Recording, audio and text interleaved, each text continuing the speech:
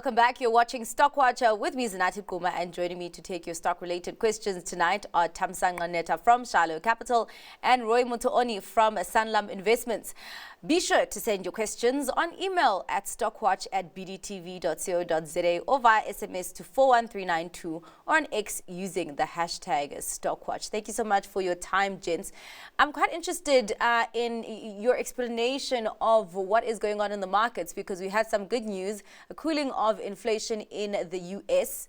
I would have expected the NASDAQ and the S&P 500 to extend its gains from yesterday's fresh record high, but instead we're seeing optimism on our market instead of the US market. Roy, do you have any insight on this? Hey, Zanathi. So it's I think there's a narrative shift here. So if we start, the expectation has always been that rates will be cut, right, at some stage in the next 12 months. But more and more what we've been fearing is that the Fed might take too long. And over the past month, what we've seen is more and more data points saying that growth is actually slowing. And there's that fear that growth will slow, and then when they want to cut, it's recession. What we saw today was that inflation has probably taken that line that it's expected to take. It's heading towards target. And there's actually a window that's open now. Rather than November, it's probably September. It's actually probably September and November, the levels of probabilities there. So immediately what you saw was the dollar weaken. And you saw emerging market currencies rally. And that's where the Rand came in. The Rand also rallied. And then when you look at what happened on the US markets, remember up until now, the performance has been restricted to the Magnificent Seven because they're safe. They're platform companies, they're platform companies, and it just seems they're completely unbreakable. But now, with this lower potential of low interest rates in the foreseeable future, you probably can see a broadening of the market. So what rallied were small caps, industrials, and the like, companies that will benefit from lower interest rates for as long as growth is still being maintained. Lower levels, but it's being maintained. So inflation under control, growth being sustained, lower interest rates, weaker dollar, that translates into better performance for non-platform stocks, so to speak. So clearly maybe then we're starting to see more breadth there in the US market. Tammy, do you think that the situation should be an either-or, either the Magnificent Seven or the more value stocks, or you know, the optimism can kind of be spread out still, where you can still be in the Magnificent Seven, but also have, you know, more exposure in the other stocks, the rest of the market? I think there's value in owning the market at large. So if you own an index that incorporates the market, I think you'll also get a lot of value there. However, I think the real danger of where we're at now is that monetary policy is beginning to dictate fiscal, where interest rates have a bigger and larger influence on what happens on the buying and selling of goods and services. And I think that will be a concern going forward, how it will be resolved. I think what definitely will come into play is interest rate differentials between our side of the world and the US, and that will potentially drive a lot of capital our way, especially into bonds, because of the different interest rates. But I think also the view on currencies, the Rand had a good day. And I think if this continues, we might see even further investment into our side of the world. So I think it's important to note, though, that cost of capital going low in the US does not necessarily mean a good thing for everybody. We need to start looking at the fiscal policy side of things and how they're managing their debt and how they're going to continue to be a productive society. All right. Well, something that was productive today is the share price of Life Healthcare, up more than 4%. Roy, was there anything specific? I don't think that I saw any announcement today. And it's actually quite interesting with Life Healthcare. Do you think that we're going to continue seeing kind of these rapid moves, whether it's up or down? What is happening there?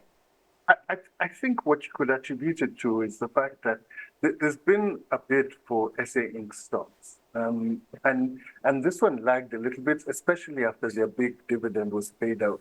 They Yeah. recovered a little bit and started moving. So I think all you're seeing is the market broadening, and those companies that missed out on the first rally are probably getting a little bit of a bid right now. There was some discussion a few days ago, or maybe a week or so ago, about that Alzheimer's drug and everything. But no, I think it's more about people positioning themselves for this imminent bid for, let's say, Inc. stories, and anything that's lagged will probably get a little bit of a bid.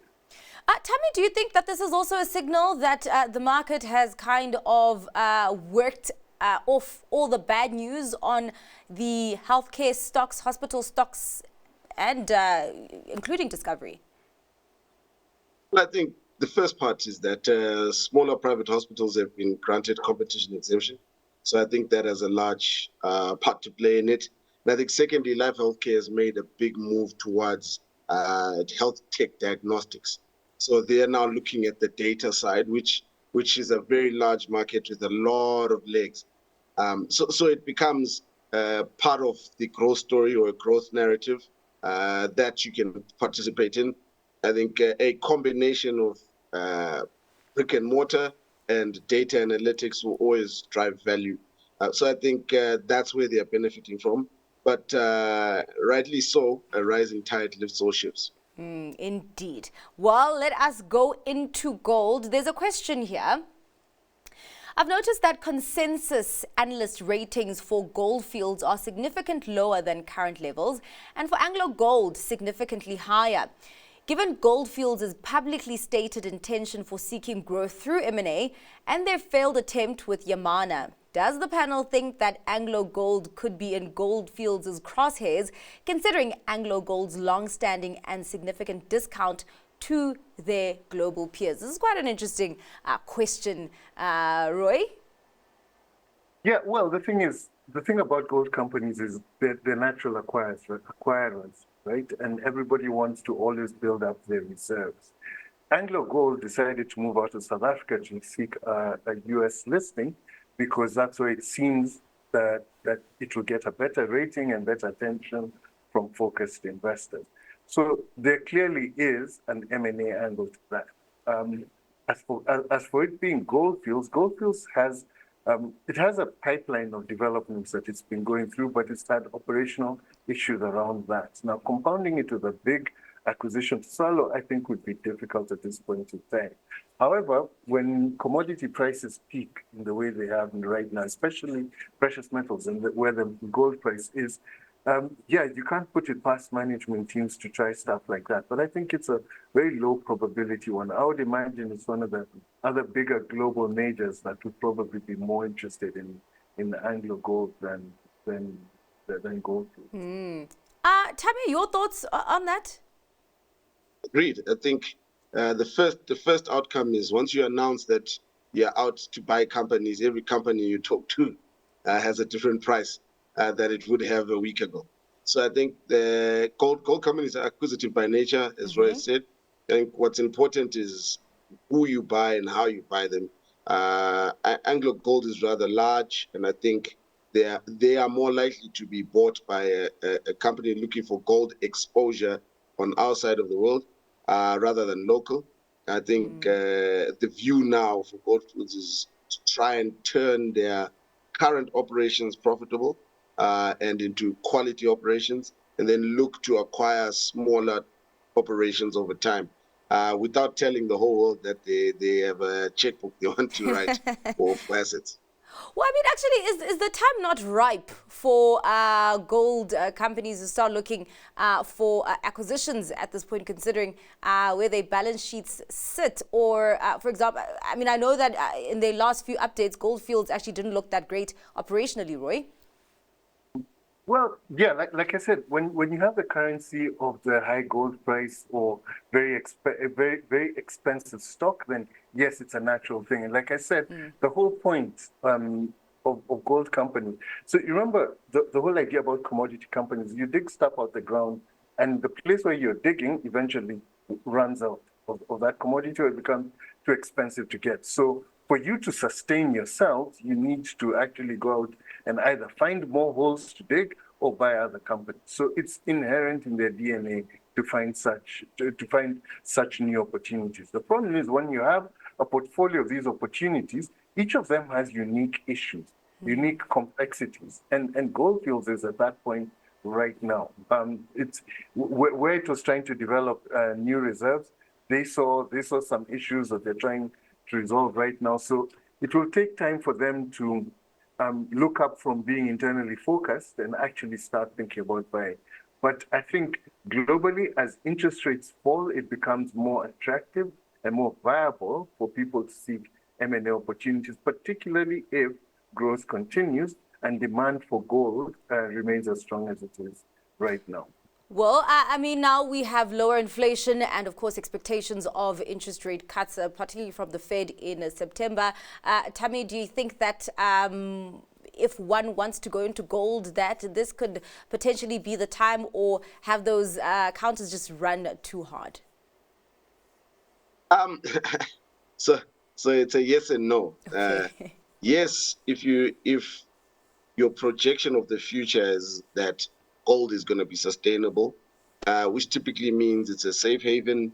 The interest rates go a particular direction, and production of gold and gold pricing is at the right level. No, in the sense that one always has to look at the opportunity cost of investing in a particular stock. So if you're opting for gold, what other options are there that could give you sustainable returns over time to that? And more often than not, you may find that there may be alternatives that are more valuable and can add more value to your portfolio over the long term. Okay, I hear you. Tammy's talking about opportunity cost. Would you also be looking at it that way, Roy, or would you maybe have some sort of appetite considering what we are expecting in the second half of this year? So the thing about gold, like I said before, it's very schizophrenic. And in different phases, it has different uses or different places in your portfolio. So at a time when inflation is stubbornly high, you probably want to have it as a store of value, and that's gold, the metal itself. If you feel that gold prices are moving and you want to get leverage, then you invest in companies. So what the companies will do, especially like South African gold companies, their costs will be in rand, the revenues in dollars. You get the leverage there as the rand weakens, and you get a levered effect, higher returns. So it all depends on what you want to achieve. I think the bottom line here is over the long run, there is a place in every investor's portfolio for gold as that store value, as your risk hedge, so to speak. Gold companies bring an added level of complexity, and you need to be very careful about which company you're investing in, what its production profile is, and how the market is rating. Remember, these companies tend to underperform the gold price simply because that cost gap, because they have to operate as companies and pay their costs, right? Yeah. And they're getting the gold and they have to sell it. So there's that complexity. So you have to be able to differentiate between those two. But yeah, long story short, I think there's a place in every investor's portfolio for gold, a small place, and that rises during times of uncertainty and falls during times when the rest of the market is running. The low correlation with equities, I think, is where the value is. All right. Well, gents, one of the news that came out of the JSE today was from Pick n Pay. They first announced yesterday that they would make an announcement today, and they did exactly that. And of course, it's on the right of telling us about the discount, the price of that the rights of the shares are valued at, a discount of about, I think, more than 32%. Yeah, markets didn't really react. Do you think that all the reaction had already been front-loaded into the stock, Tammy? Well, I think in reality, they need the capital. There's a lot about their business that needs to be turned around. There's a lot of work that needs to be done to get them into competitive space back up to ShopRite. They've lost a lot of market share in that area, so they need capital to spend to be aggressive. I think the market recognizes that. I think we have a scenario in which Our retailers are almost like telcos, where you have two big giants and a small loss leader. So you have Pick and Pay and ShopRite, and then on the other side you have Spar. So I think they have to really get back into the game. They really need to raise the capital. The concern is not always about the capital raise or the rights issue. The concern is how is it going to be allocated to drive future growth. And because of that uncertainty, the market is always going to sort of not always be up or down about it. The big players in the asset management space will pick up the rights issue. They're already in the stock for diversity reasons. I think the rest of us need to start thinking more clearly about, can the Pick and Pay management put themselves in a position where they can refurb their brand, refurb their offering, and compete wholeheartedly and significantly with ShopRite, Checkers, and Spar. Roy, do you think where the stock is at right now is speaking to the still uncertain future for Pick and Pay or not? Look, there's many steps. There's many steps to go. And I think the valuation of the stock reflects that. Remember, there's this deeply discounted rights issue. You still have to unbundle Boxer. Then we need to see what strategy there is to fix the supermarkets business.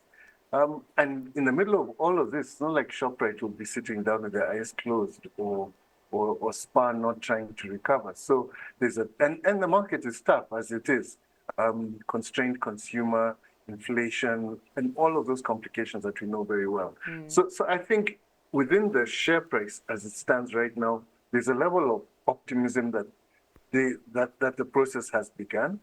But when you see the discount at which this rights issue is being placed, there's a recognition of the complexity and the difficulty associated with getting the process going. So it's somewhere in between. They've got underwriters. I think some of the bigger asset managers have promised to buy shares if people don't want to take their rights. So a bit of that uncertainty is taken away, but still the cash has to flow. The new strategy has to be executed, and we have to see it coming into place in a very competitive market.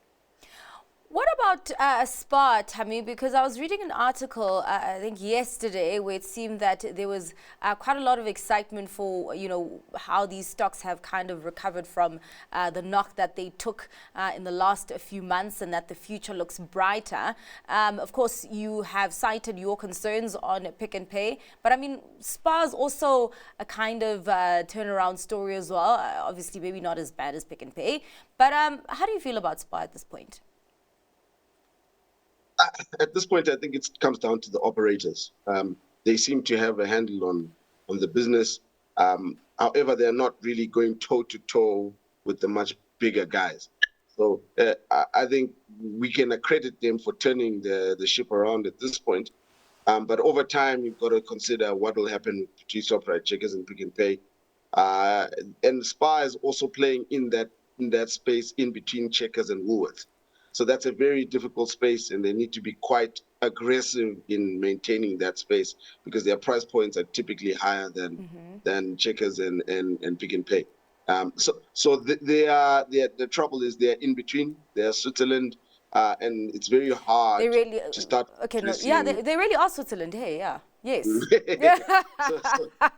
So it's quite hard for them to go up to compete with the Woolies of this world because that requires a certain set of changes, and to them to start going further lower in the LSM to address Pick and Pay, Checkers, ShopRite customers, and that will cost them as well. So I think they can operate well, and I think they can drive profits and revenue, but growth is a concern. And they Switzerland because of Switzerland. Roy, your take on Spar, where do you stand on that fence? Spar have their own issues to deal with.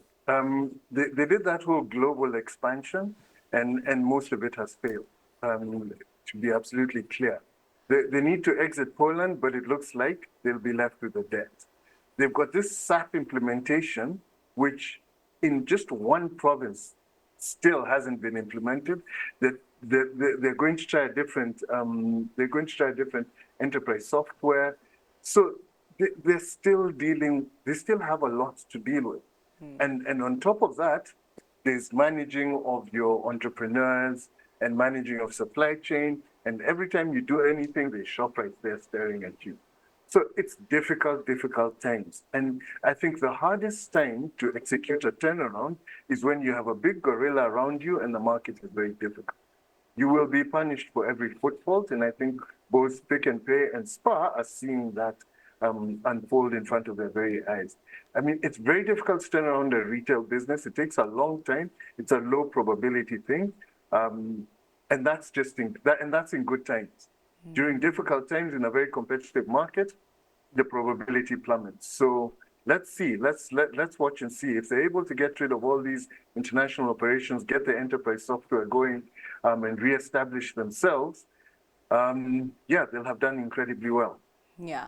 Talking about punishment, a counter that was punished today is Bytes, over 6% down. Any idea what happened? I know that they did host an AGM today, but they also came out with a kind of update on their financial metrics for the first 4 months of the year, seeming that they experienced good growth, but the stock is down. And it's quite interesting because I think in their last update or maybe results, investors were flooding to that stock. Tami, any idea? No. Well, there's a part of it that started in February with the ex-CEO selling stock and so on and so forth.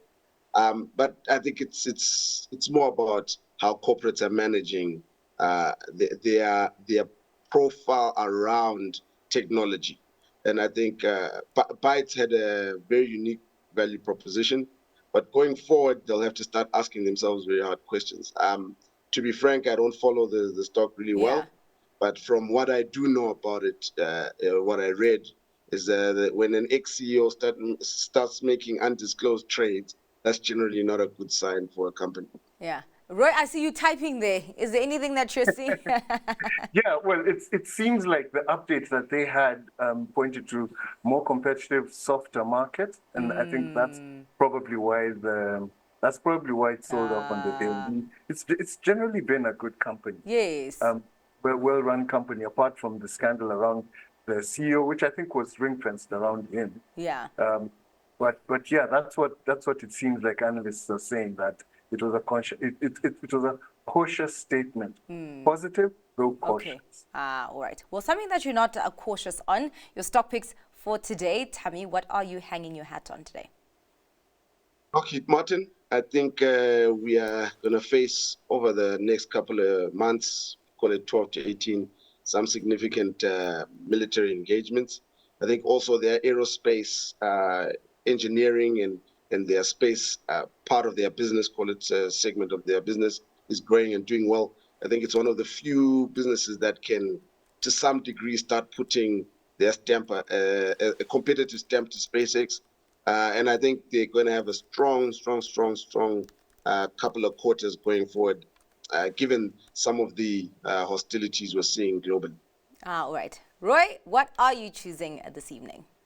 So I'm sticking to the SA Inc. theme, and my stock pick today is Pepco. So Pepco is a retailer. It's an aggregation of a number of retail chains, retail stores. It started as a cash retailer. It's gone into credit, and then it's expanded into interesting stuff. It's got a fast-growing fintech business, and it's also gone into Brazil. It's established itself there, very small beachhead that could potentially grow quite aggressively over the next few years. They've also sold the building company. They initially tried, it failed, and now they've got a new buyer. So that's going to bring in about $1 billion, give or take, into the business that they'll be able to invest in. I think the valuation is relatively attractive at current levels, and it gives you a very simple growth profile over the short to medium term. They had a big shareholder in Steinhoff, but we started seeing them selling down. So there isn't much of an overhang, and those investors that were avoiding it because of this can start taking a look. All right. Well, thank you so much for your time and for your analysis today, gents. Much appreciated. That is all for tonight's Stock Watch. Thanks to our guest, Thamsanqa Netha from Shiloh Capital and Roy Mutooni from Sanlam Investments. Up next, The Close. Stay tuned.